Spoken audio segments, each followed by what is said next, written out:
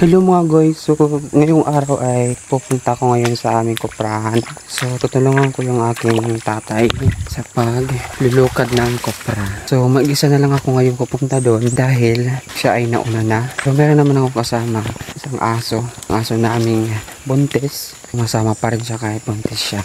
Mahaba-haba itong aking lalakaran kasi medyo malayo yung aming koprahan sa aming barangay. Maputik rin yung ating dadaanan kasi umuulan na. At dito pa rin tayo naglalakad. So madadaanan din natin dito yung aming munting sakahan na merong munting palay dahil hindi sila nakapag-uma ng malawak dahil nga ay mahirap dito sa amin. So hindi sila nakapag-uma ng malawak dahil wala na kami ditong sasakahan. Pwede pang tamnan ng palay. Judy, kailan umupod ka pa? Kailan umupod ka pa? Marong kang aburod ka, ha? Okay, nilakit. So, ganito talaga dito sa amin, sa probinsya.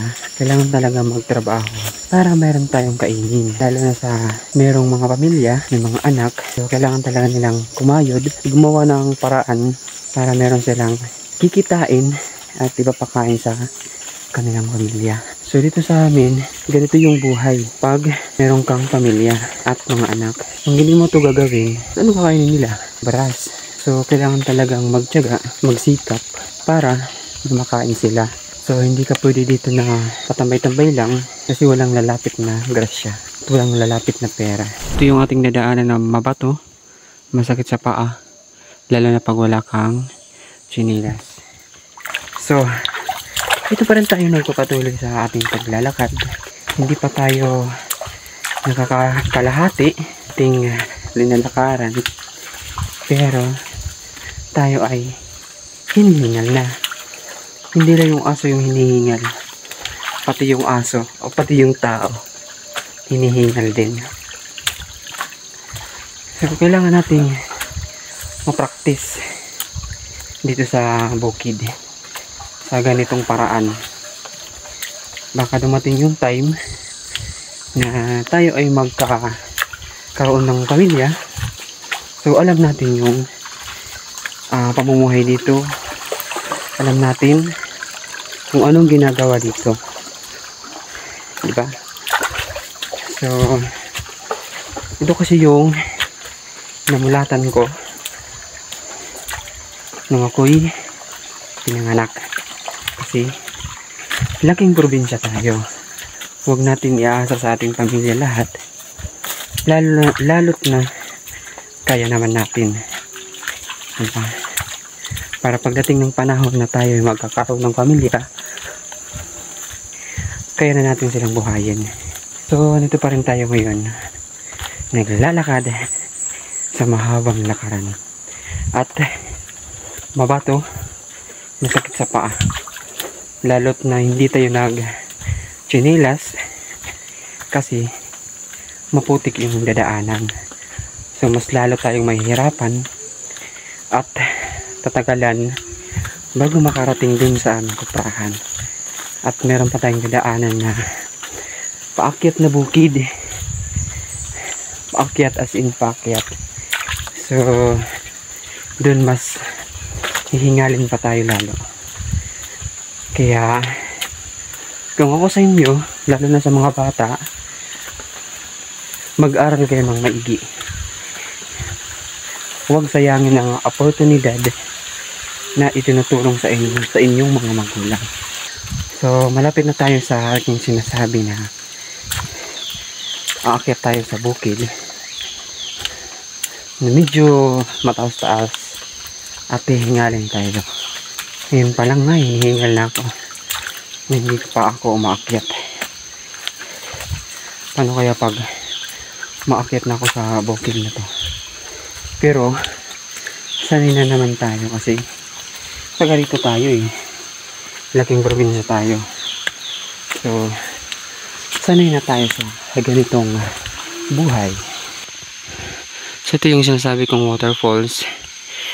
Hindi natin makita kasi maraming nakaharang mga banwa at hindi rin malakas yung tubig kasi mahina lang yung ulan dito. Kawawa yung aso ko, napapagod na siya. Kaya nangupod ka pa. Malam ka na nga borod ka. Maupod ka pa sa akin. Hindi na. Hindi. Pero man, butlaw na. Butlaw na ako na ayam. Pero man, inupod ka pa man. So ito na guys yung aking sinasabi na kailangan nating akyatin. Diba? Nakakahingal. Nakakapagod. Pero, kailangan talaga natin akyatin. Kasi ito lang yung paraan para tayo ay makarating sa ating pupuntahan. At ito lang yung daanan. Wala tayong choice.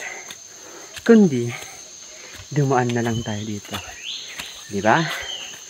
Kaya, sa mga bata dyan, mag-aral yan ng mabuti.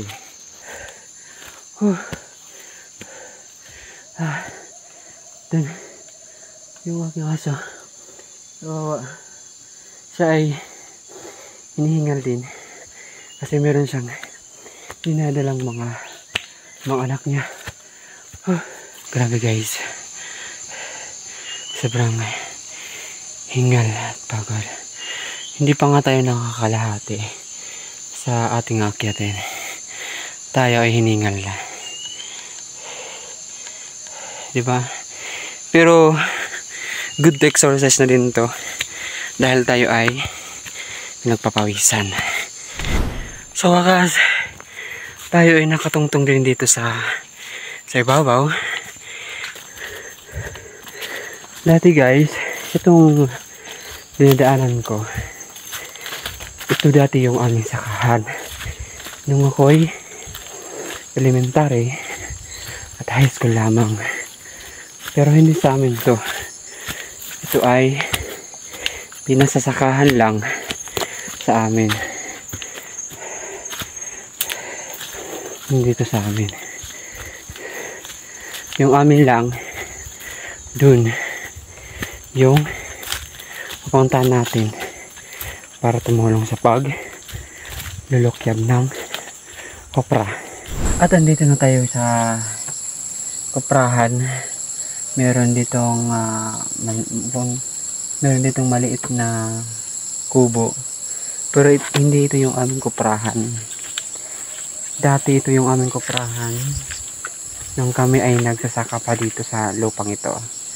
So ito ay sa pinsan ng aking tatay. So doon yung aming koprahan. So tayo na ay pupunta doon dahil tayo ay hinihintay na ng aking tatay. So, malapit na lang yung aming koprahan. Nasa likod na lang. Malapit na lang yung ating lalakarin.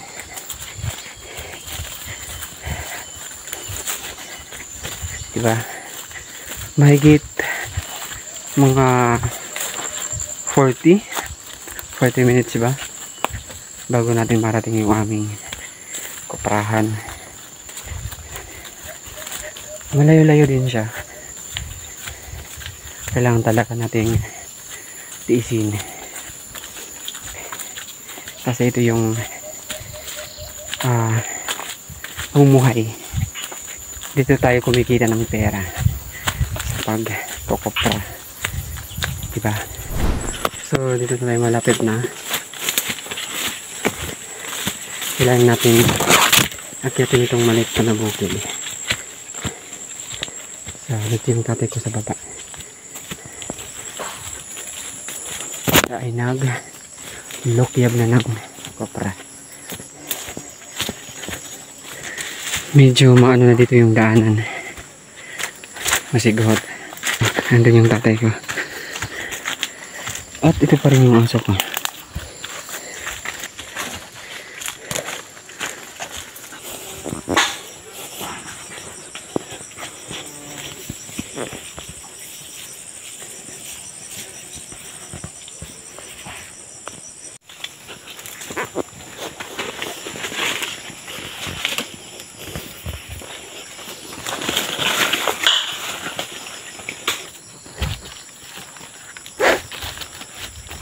Tay?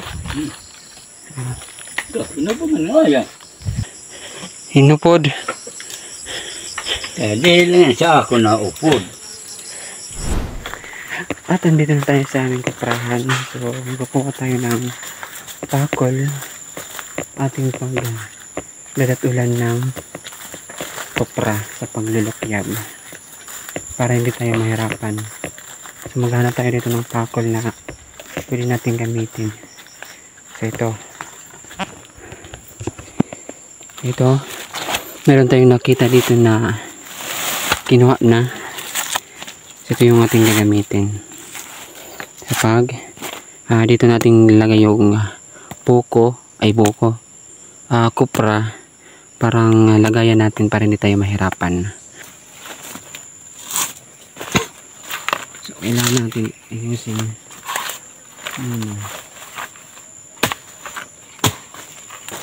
At kailangan natin itong parang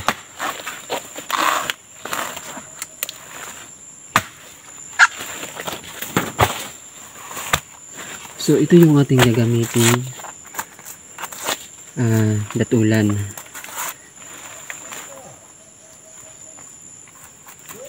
Tayo okay na ini?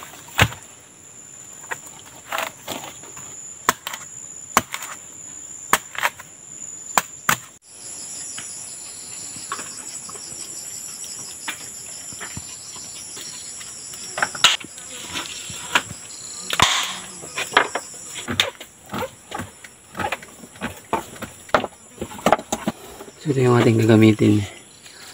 Limano.